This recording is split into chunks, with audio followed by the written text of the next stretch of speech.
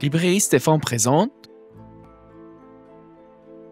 à la découverte de l'espace.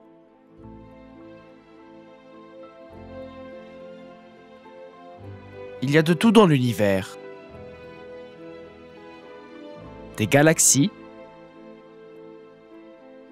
des étoiles, des planètes, comme notre bonne vieille Terre, qui tourne autour de leur étoile, comme nous tournons autour de notre Soleil.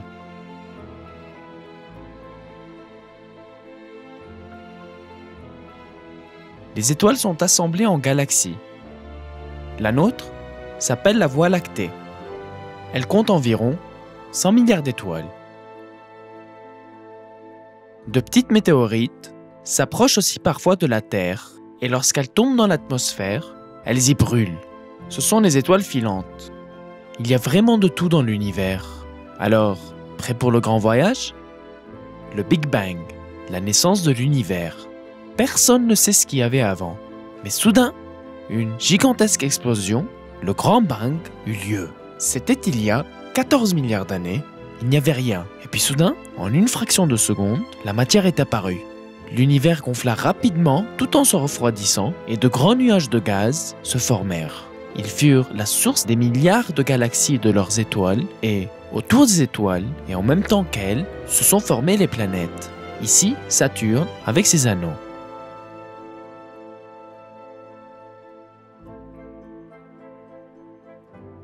Les étoiles, lumière de la nuit. Les petits points lumineux que tu peux voir la nuit sont des soleils, comme celui qui éclaire tes journées. Ce sont d'immenses boules de gaz électrisées, surtout de l'hydrogène, duquel de l'énergie se dégage. Parce que, au cœur de l'étoile, là où la pression est maximale, se déroule un phénomène appelé la réaction de fusion nucléaire. L'hydrogène se transforme en un autre gaz, l'hélium, et cela produit énormément d'énergie sous forme de chaleur et de lumière.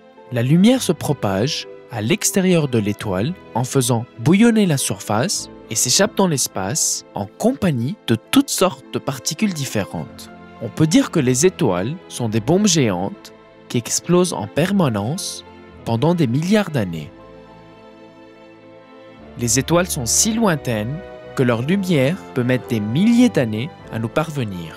Elles nous arrivent si affaiblies qu'elles se noient dans le bleu lumineux du jour. On voit donc les étoiles la nuit, mais à cause des coups de vent de l'atmosphère, des petits nuages et des poussières qui circulent, leur lumière clignote et scintille. Les dessins dans le ciel, le lion, la vierge, le scorpion, la balance, le sagittaire, le capricorne, le verseau, les poissons, le bélier, le taureau, les gémeaux et le cancer. Les reconnais-tu? Ce sont les signes du zodiaque, qui sont en fait des constellations d'étoiles.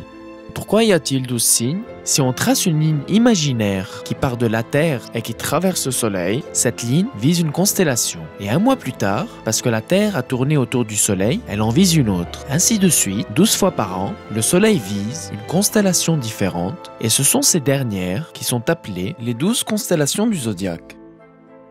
Et qu'en est-il du Soleil, notre étoile à nous? Le Soleil est une étoile banale qui est née il y a 4,6 milliards d'années. Il consomme ses réserves d'hydrogène et dans 5 milliards d'années, quand celles-ci seront épuisées, il gonflera en une étoile gigantesque appelée géante rouge, si grande qu'elle brûlera la Terre. L'exploration de l'univers, les premiers pas de l'homme hors de son berceau. L'homme est un être curieux. Il a toujours exploré son monde.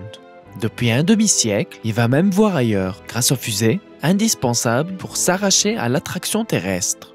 Les Russes furent les premiers à lancer un satellite artificiel en 1957. Sputnik 1 tourna 3 semaines autour de la Terre, bientôt suivi par Sputnik 2 avec à son bord Laika, la petite chienne.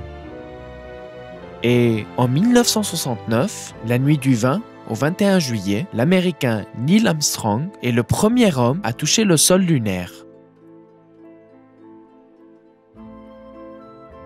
Mais sommes-nous seuls dans l'univers? La vie existe-t-elle ailleurs dans l'univers? Répondre à cette question est très difficile. Mais Heureusement, nous avons déjà un exemple sous la main. C'est la vie terrestre. En 1960, pour évaluer la probabilité qu'existe une civilisation extraterrestre que nous pourrions détecter, le radioastronome Frank Drake a eu l'idée de sa célèbre équation. Drake s'est dit que pour qu'une civilisation soit possible, il lui faut une étoile stable pendant longtemps. Or, une partie seulement des étoiles de notre galaxie possède cette caractéristique. Ensuite, ces étoiles doivent avoir des planètes, semblables à la Terre. Puis, il faut que la vie y soit effectivement apparue, qu'elle ait évolué, jusqu'à une espèce intelligente, capable d'envoyer des signaux dans l'espace.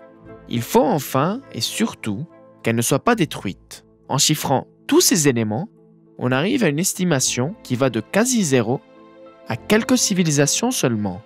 C'est peu pour notre galaxie qui compte plus de 100 milliards d'étoiles. La seule certitude, c'est qu'il y en a au moins une de civilisation, la nôtre.